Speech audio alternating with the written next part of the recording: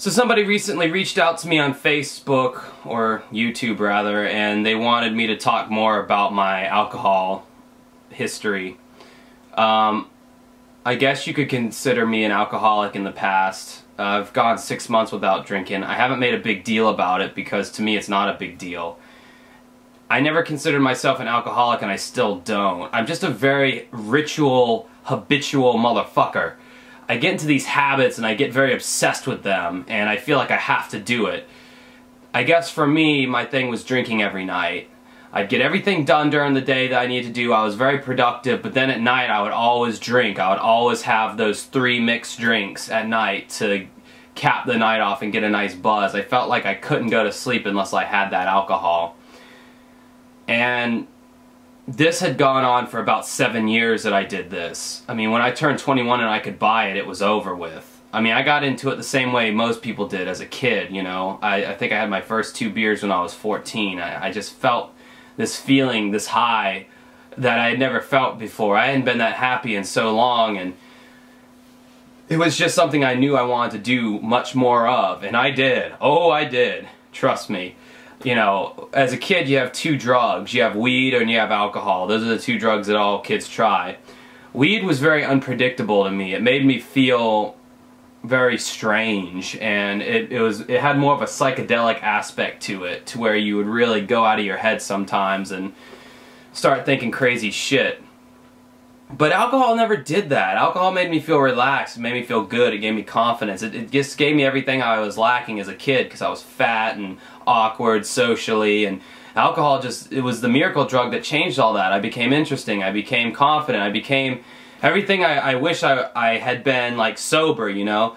So, as I said, when I turned 21, it became a habit, and literally for like the next 6.5, 7 years, I just all the time, every fucking night. And I justified it with the same example every time. I'd say, oh, well, it's like a soccer mom who has a glass of wine every night before she goes to bed. It's the same thing. I'm just drinking a different form of alcohol.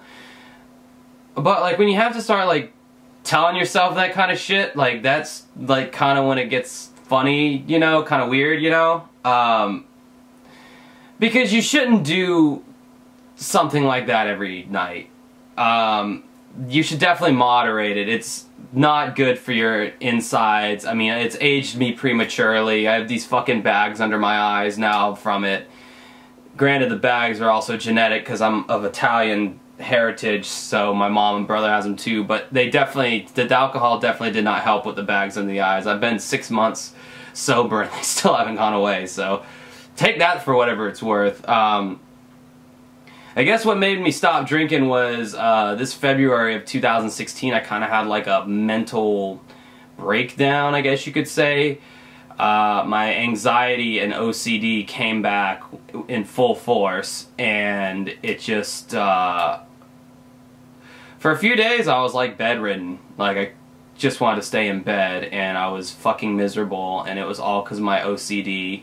I was obsessing about, I had body-focused OCD, so I was like focusing on this one particular, you know, kind of bodily function or whatever. I'm not gonna like say what my obsession is, because like if you're out there and you have OCD or whatever, like I don't want to, you know, trigger anybody or perpetuate anything. But anyway, it was like the anxiety took over so bad, and it just got to where I had to get on medication, like, and I'd only been on medication 2 other times in my life, so it's not like I was a big medication user my whole life, but it was literally getting that bad to where it was affecting my work, it was affecting my everyday fucking life. So, when I started getting on medication, I noticed that when I would drink on top of it, I felt just even worse the next day. So it just got to the point where it's like, dude, fuck alcohol. I'm in a crisis mode right now in my life, so I just need to put this shit on the shelf for a while. So I developed new habits, you know. Now I drink Coke Zero like it's fucking water, and that's my habit now. And now I have to have Coke Zero, and it's like I replaced the alcohol with something more harmless. And for me, thankfully, I was able to do that. But for a lot of people, they battle it and go through these really hard times trying to put the stuff down. And I mean, I get it, you know, it feels really good, and you think that it enhances all these parts of yourself, you know. So many people couldn't even go out and look someone in the eye, but when they drink, they're the life of the party. So I get why it's scary to put that crutch down and let that crutch go. I had to do it. Do you think I liked doing my karaoke gigs and my wedding gigs stone sober? Do you think that was fun? Do you think that was easy? No, it sucked. It was hard as shit. But forcing yourself to do that, you kind of have to, like, grow as a person and become good at things that you weren't good at before. And whether that means socially or whatever, you grow those skills that you didn't think you had in you. I mean, also, too, once you stop drinking and you go out to clubs and all these places where, like, a lot of the fun is hingent upon people getting drunk, you realize just how lame a lot of these things are, like clubs and parties and stuff. You realize that, like, when you take the alcohol out of the situation, it's really just a bunch of people standing around for hours on end doing nothing. And it's just like having that because when you drink, you like go into this like fantasy world where like it feels so fun and it feels so awesome, even though to the outsider looking in, it's like you're just kind of standing around. You're not even doing anything. Like it's so ridiculous. Like, so now whenever I go out, like, I gotta know that there's gonna be something going on besides just drinking for me to want to go. Because if it's just drinking, I'm not gonna fucking go, because it's gonna be boring as hell. Not that I have any moral opposition to it. And my anxiety and all that, it's gotten a lot better. I've gotten it under control now and all that shit, but it's like, I did this thing for like 6.5 years, and I felt like it was such a monkey on my back for so long, and now I feel like I don't need it, so it's like, why introduce that back into my life? Again, I'm gonna start drinking again one day. I'm not sitting here saying that, oh, I'm no more alcohol for me, so if you see me somewhere and a beer in my hand, don't be surprised, but I just don't know when that's gonna be, because I have no desire to do it anytime soon. And I haven't done it for the last 6 months.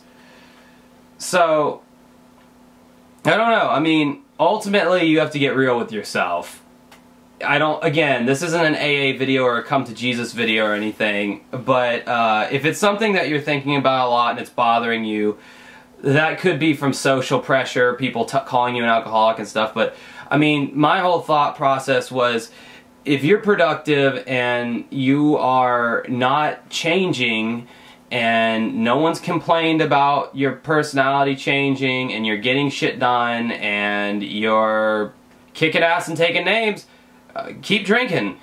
You know, I mean, I'm not here to tell you what to do, but if you're like me and you have anxiety or you have any kind of mental illness and you're and it's flaring up or it's getting worse or whatever, maybe cutting the alcohol out wouldn't be a horrible idea. That's just been my experience with it. I mean, I loved it. I still do like it even though I don't do it. This bottle of wine, by the way, was given to me by a bride from a wedding I did Friday. It sucks because I'm like looking at it and I'm like, I'm not gonna drink you, unfortunately, though I want to. It's just not a big deal anymore for me to just be like, nah, it's like I could do it, but nah, I just won't. And you weekend binge drinkers, man, you guys are just as bad as the nightly drinkers. You weekend warriors out there.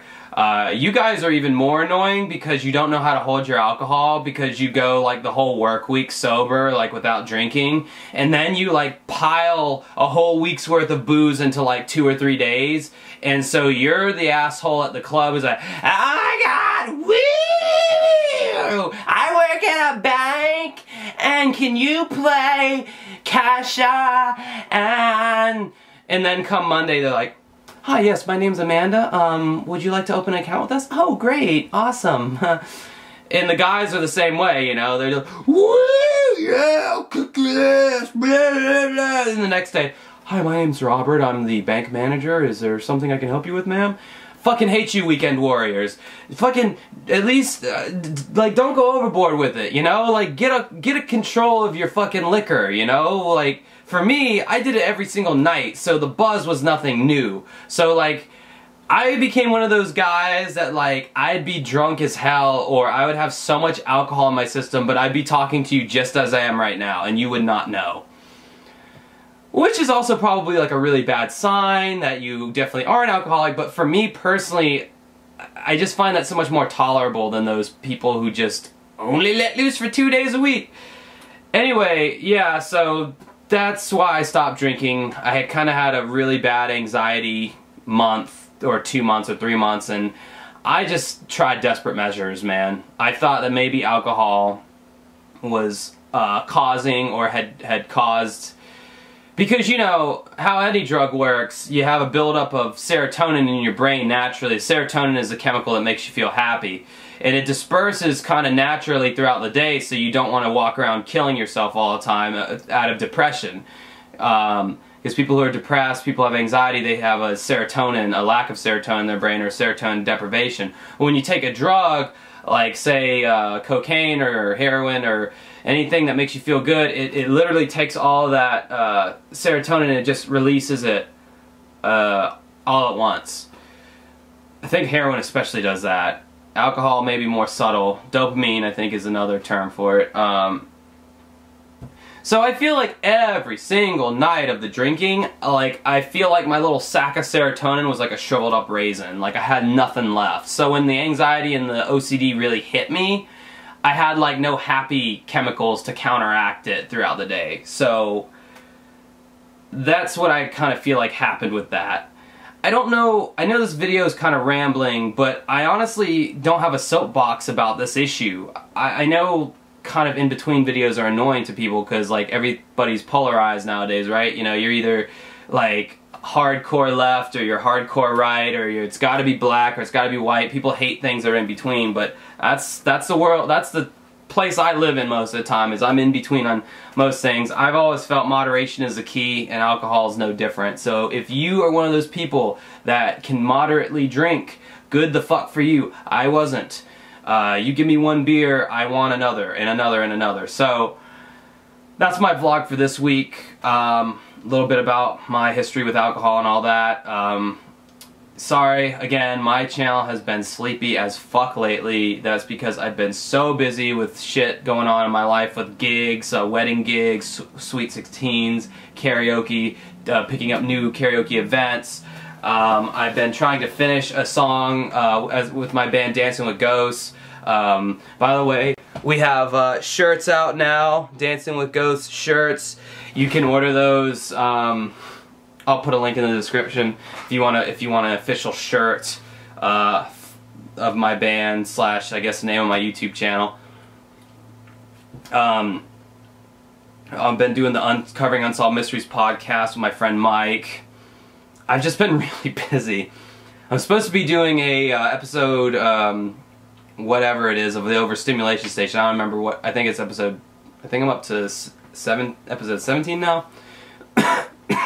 Sorry, it's supposed to be on Ghosts or something. And that'll, I swear, I'm not giving up on this channel, man. Like, this is still my #1 passion, but God, it's hard, man. There's not enough hours in the day, days in the week. Like, I just don't have the time as much anymore. These vlogs are so much easier to knock out, but yeah, I really hope you guys hang in here with me. I just hit 300 subscribers. My channel is criminally underrated, criminally low subscriber rate for the kind of content I'm putting out, I feel. So I hope you guys keep listening and jumping on board and everything, and have a good rest of your week, everybody.